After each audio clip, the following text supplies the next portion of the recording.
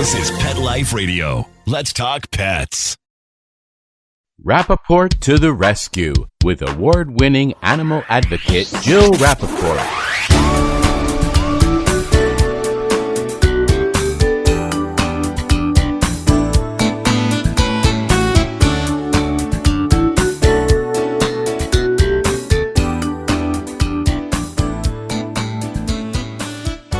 Hi, I'm Jill Rappaport, and welcome to Rappaport to the Rescue. Today we're going to deal with a very serious topic, true animal welfare, protecting our beloved fur angels in all situations, whether it be on a movie set, on a Broadway stage, or in our homes. We're going to focus solely on that topic today.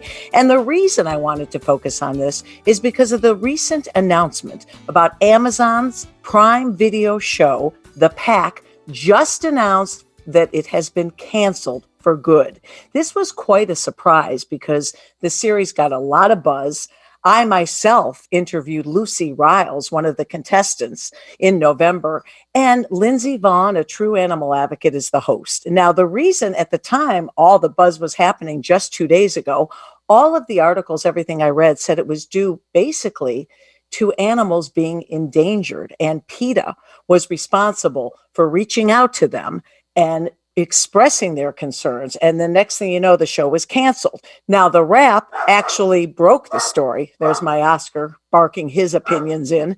And when they broke it, they wrote, and I'm going to quote here, Amazon Prime Video has canceled Humans and Their Dogs competition, The Pack, after just one season. The Wrap has learned the Amazing Race style series was hosted by Olympian Lindsey Vaughn and her dog, and reps for Amazon and The Pack Studio Renegade 83 did not immediately respond to The Wrap's request for comment on the cancellation, which comes 1 month after The Wrap obtained and published edited room floor footage of dogs being put into seemingly dangerous situations. Now, PETA, as I mentioned, condemned the footage in a statement to The Wrap, saying video footage of a dog dangling in midair from someone's harness and paddling in a futile effort to gain his, or in this case, I believe it was her footing, before getting swung into a rock face shows exactly where producers' priorities lay for, quote, The Pack. Oh, this was very, very unsettling, especially when I looked at the clip, and it appears to be a black lab. PETA said it was a senior dog. Now, Lucy Riles had the only black senior lab in the show, and I could hear audio of people cheering her on, saying, "Go, Lucy." And I heard the woman in the footage saying, "Good girl, Duchess, good girl, Duchess." And that is the name of the dog. And we interviewed her, as I mentioned, and we are going to play a clip right now of her response when I asked her point blank about the safety for the animals in this show. Take a listen. And there will be animal advocates out there wondering, because these animals really are pushed to their limits. These dogs are like exercised to the moon and back. Right. Were you concerned about that? Did you consult a vet first? Was it a good idea for her? Did you have any apprehensions going in for her safety and well-being?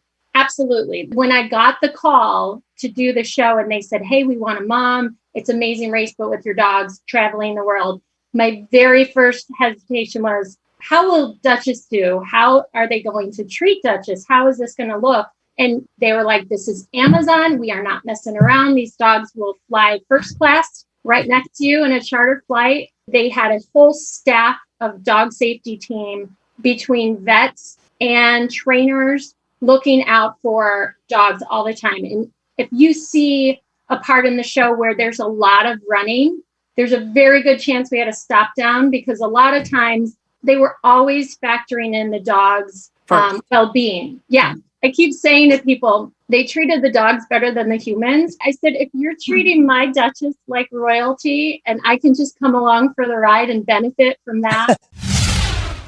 That was Lucy Riles, pet parent to Duchess, speaking very candidly and open about the safety on the show and the love of her dog, and how she too in the beginning had concerns, but then those were alleviated once she realized what the show was going to be.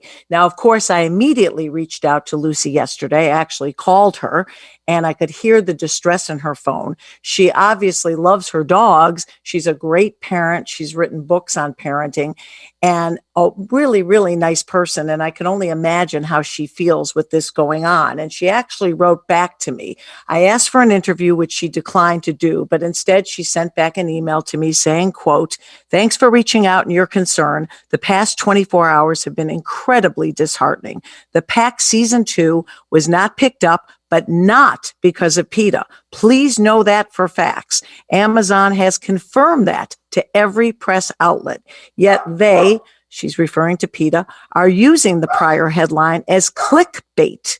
It's not true. It's a global traveling competition series that was postponed because of a global epidemic." That is a quote from Lucy Rouse. I reached out again to do an interview because I thought it would really be in her best interest to speak from her heart. She's very passionate about this. She was very upset. And the final email I sent to her, she hasn't answered yet. Now, I also would like to read from Amazon, which Lucy requested that I read as well, Amazon's comments about the real reason for the cancellation. And they say, quote, "We can confirm that the Pack is not going forward with a season 2, a representative from Amazon Studios told Daily Pause. The cancellation comes amid some controversy. While there has been speculation that the show was canceled because of PETA's condemnation over some leaked behind-the-scenes videos published by the Wrap, Amazon Studios does not confirm that was the reason behind the decision." They say does not confirm that, but they also do not deny it. Like a lot of series, I'm continuing the quote, "Over the past year, the COVID-19 pandemic did have an impact on our plans," the Amazon Studios representative said. "There is no connection between PETA and the show not coming back." End of quote. Well, there's certainly a lot to digest here. Everybody has spoken how they feel and what they believe is the true reason the show was canceled. And now I bring in my wonderful friend, Bill Berloni, a very big part of this show, a behaviorist, a humanitarian, an author, and a true from the heart animal advocate. Bill, you just heard everybody's comments. You know the situation. What are your thoughts? Once again, I'm saddened and embarrassed to say I'm part of that industry.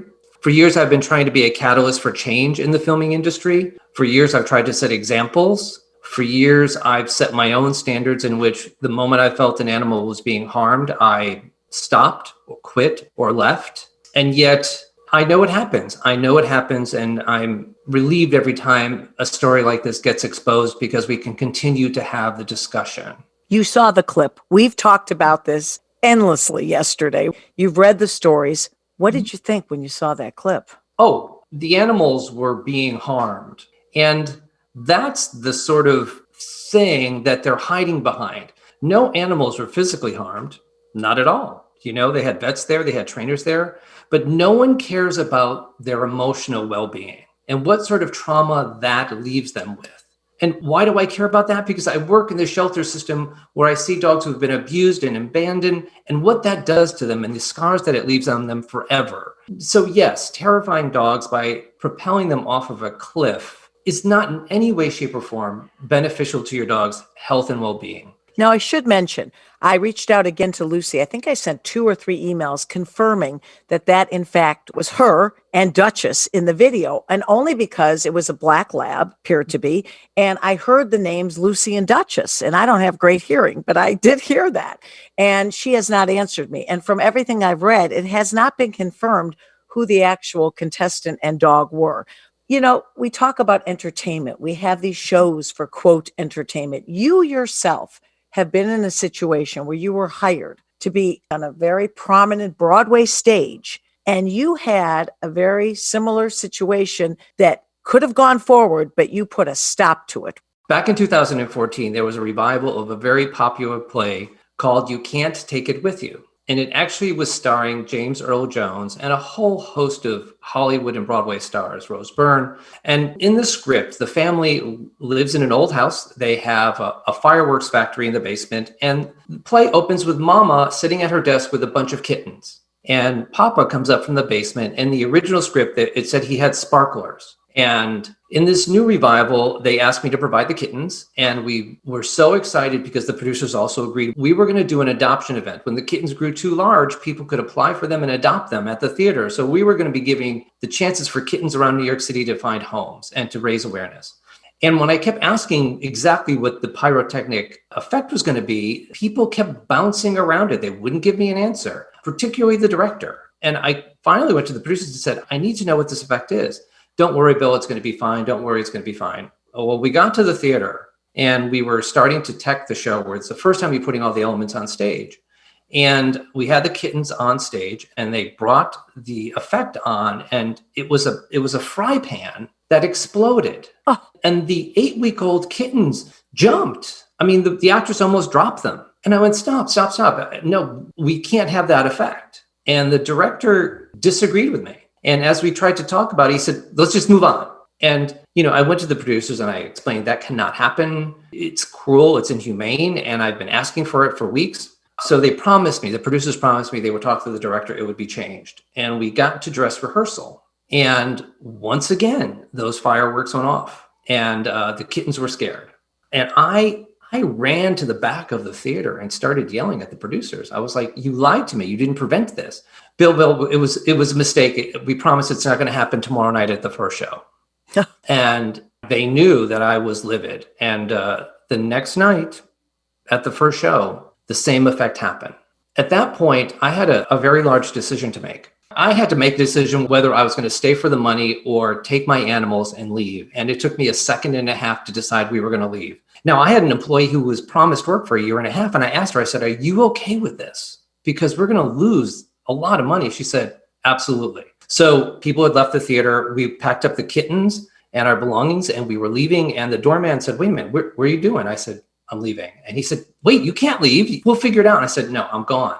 The next morning, the producers called me up, threatened to sue me for breach of contract. And I said, well, interestingly enough, you never signed my contract. And they had a show that night. So I lost tens of thousands of dollars. And I chose not to go public with that story because I didn't want to hurt the reputation of the show and the honest actors who supported my decision wholeheartedly.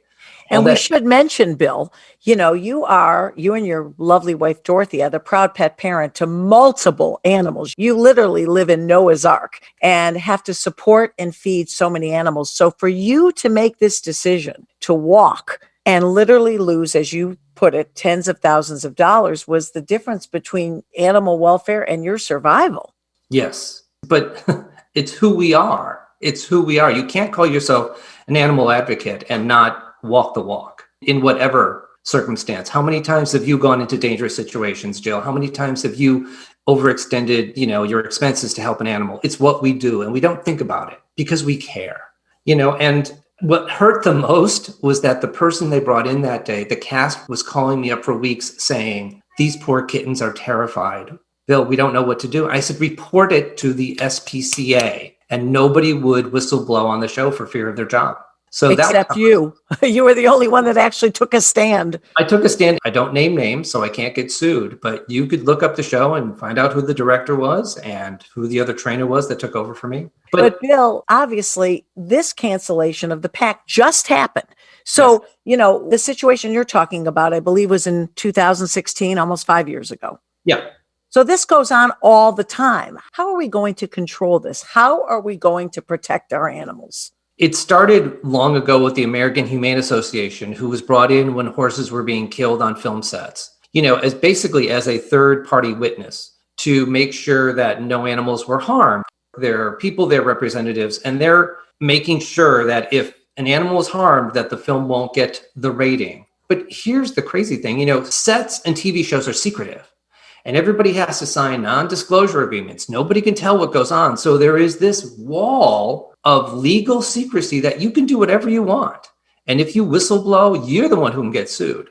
So unfortunately, American Humane Association falls under that category. Even if they saw an animal be shot, they could not report it to the police. They would be sued. So we need law enforcement to be part of the policing of animals on sets. Just like we have child social workers, when children are on our sets, we need someone with governmental authority watching this. And, just like the ASPCA, their slogan is, "We are their voice." Without us, they have no protection. They can't fend for themselves. They can't speak for themselves. If we don't speak up, they have no protection.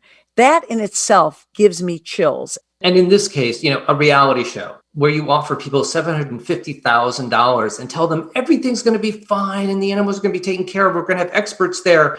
Here, just sign this contract. And once you get in it, you have no control. Now, my wife, Dorothy, and I did a reality show for Discovery Family. It was called From Wags to Riches with Bill Berloni. Before I agreed to do it, we were executive producers and we had editing control over what was done. So we protected our animals because we were not going to let Discovery tell us what we were going to do with our animals. And it was take it or leave it. And fortunately, Discovery went with us. And I'm very proud of the show we did. But the people who were on this show didn't know better. How could they have known better? And while there might have been trainers, while there might have been vets, again, they didn't have the right or power to stop anything. They just had to make sure that they could get the shot. How do we keep the dog from getting hurt from coming down the side of a mountain? That was their job. And it looked like a search and rescue mission. You saw it. The dog looked terrified. Oh my goodness. Jill, my animals work all over the United States. It is hard to travel them.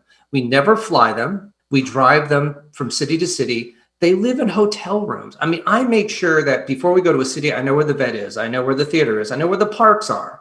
It's stressful to travel. So when I saw the idea of that show, it's like, you can take regular pets, not seasoned, trained dogs, and trample them all over the globe for ratings. Bad idea. You're listening to Bill Berloni, animal advocate, behaviorist, and true lover of our animals, and really wants to make sure he can protect them to the best of his ability, and has done so ever since he got into this business, because it's from your heart, Bill.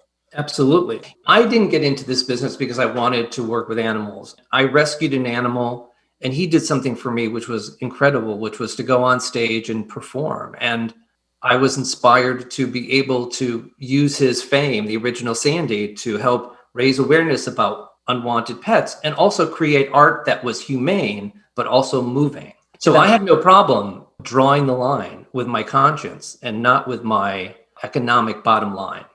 Bill, watch this footage. We hear these stories day in and day out, and we say to ourselves, when is it going to end? Now, coming up, we're going to hear from another true animal advocate, Nancy Blaney, who has been advocating on behalf of animals for over 35 years. She's currently the Director of Government Affairs for the Animal Welfare Institute, and we will hear from Nancy coming up.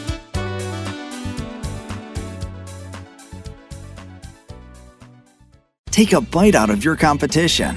Advertise your business with an ad in Pet Life Radio podcasts and radio shows. There's no other pet-related media that is as large and reaches more pet parents and pet lovers than Pet Life Radio. With over 7 million monthly listeners, Pet Life Radio podcasts are available on all major podcast platforms. And our live radio stream goes out to over 250 million subscribers on iHeartRadio, radio.com, TuneIn, Stitcher, and other streaming apps. For more information on how you can advertise on the #1 pet podcast and radio network, visit PetLifeRadio.com/advertise today.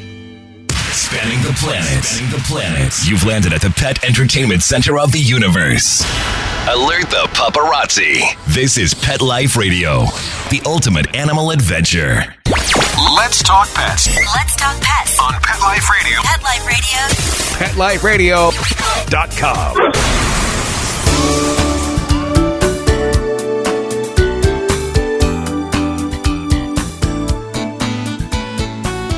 Welcome back to Rappaport to the Rescue. I'm Jill Rappaport, and as I just mentioned, we have a very special guest with us now. Nancy Blaney has advocated on behalf of animals for over 35 years. She is currently the Director of Government Affairs for the Animal Welfare Institute. And Nancy, we are so thrilled to have you here because you have unfortunately witnessed this time and time again. You've been working with federal and state legislators and regulators, other interest groups, and the law enforcement to make sure our fur angels are safe. What did you think about this situation? I'll tell you, I was horrified. I couldn't believe really that pet owners, pet parents would put their animals in such harm's way.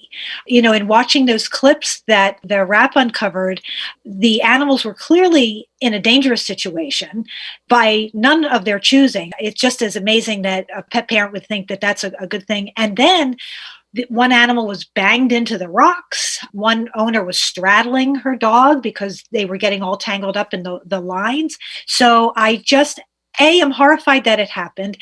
B, am horrified but not surprised that wound up on the cutting room floor, and that the direction was, okay, let's make it work without that. So obviously the viewing audience would not have gotten a view of what actually was going on. When I first heard the promos for this show, I thought, that sounds a little risky. But, these are the pet owners. They would not deliberately put their animals in danger.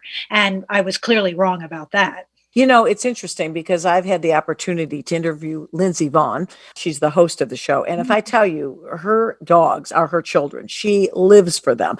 I can't imagine someone like Lindsey or even Lucy Riles, who we had on the show, who was gushing over her dogs. It's shocking to me that if they had a sense of this, they would have stayed on. Yeah, that was surprising too, knowing of Lindsey Vonn's, rescue of animals and her devotion to her own.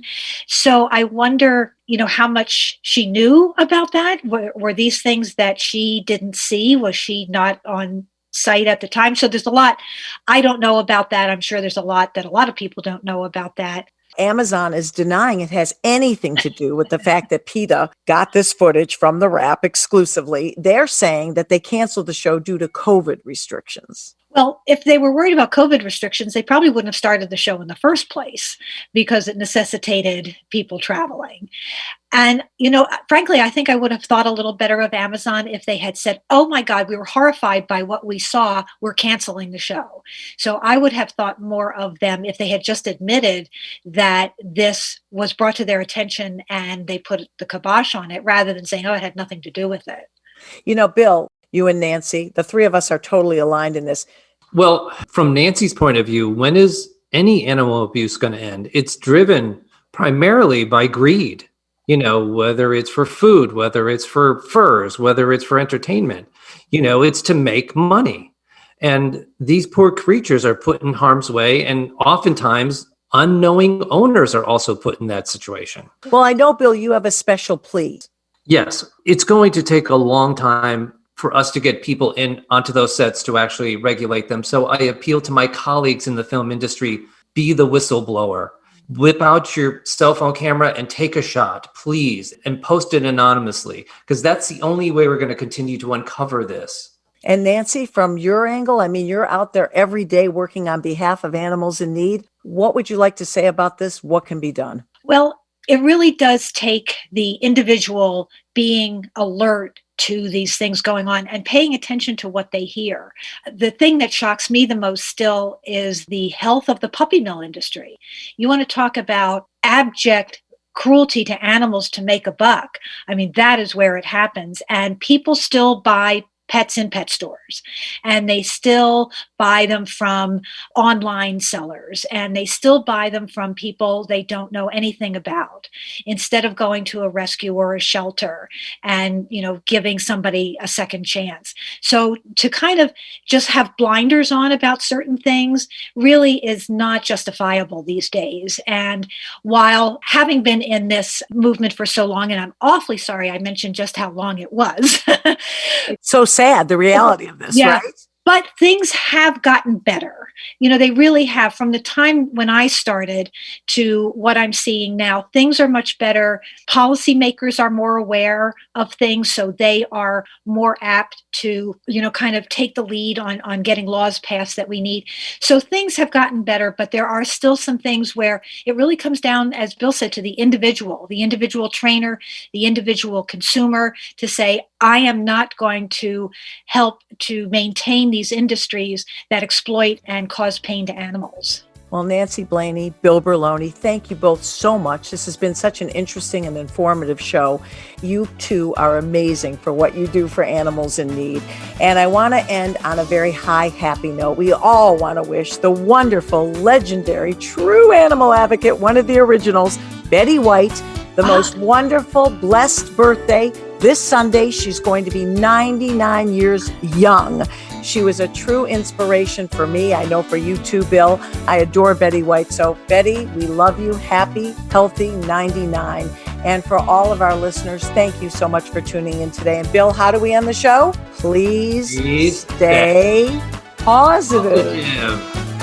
Let's Talk Pets every week on demand, only on PetLifeRadio.com.